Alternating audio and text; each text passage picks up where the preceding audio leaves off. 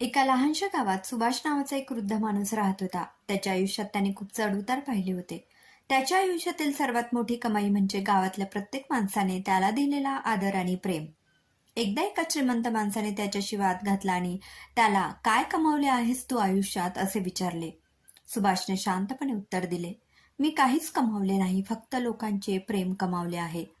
श्रीमंत माणूस हसला आणि म्हणाला, "प्रेमाने काही विकत घेता येत नाही. प्रेमाला काडीचीही किंमत नाही." काही दिवसांनी त्या श्रीमंत माणसाचे घर आगीत भस्म झाले आणि तो निराश्रित झाला. मदतीसाठी त्याने अनेक मित्रांना आणि नातेवाईकांना फोन केला, पण कोणीच पुढे आले नाही. शेवटी सुभाष त्याच्या मदतीला धावून आला. त्याने त्याला जेवण दिले आणि आश्रय दिला. श्रीमंत माणसाला खूप आश्चर्य वाटले. त्याने विचारले, "मी तुमच्याशी वाईट वागलो, तरी तुम्ही माझी मदत का करत आहात?" सुभाषने उत्तर दिले, "मी फक्त तेच देत आहे जे मी कमावले आहे." त्या क्षणी त्या धनवान माणसाला प्रेमाची खरी किंमत कळाली. त्याने समजून घेतले की पैसा आणि संपत्तीपेक्षा माणसाचे प्रेम, आदर आणि माणुसकी अधिक मौल्यवान असते. धन्यवाद.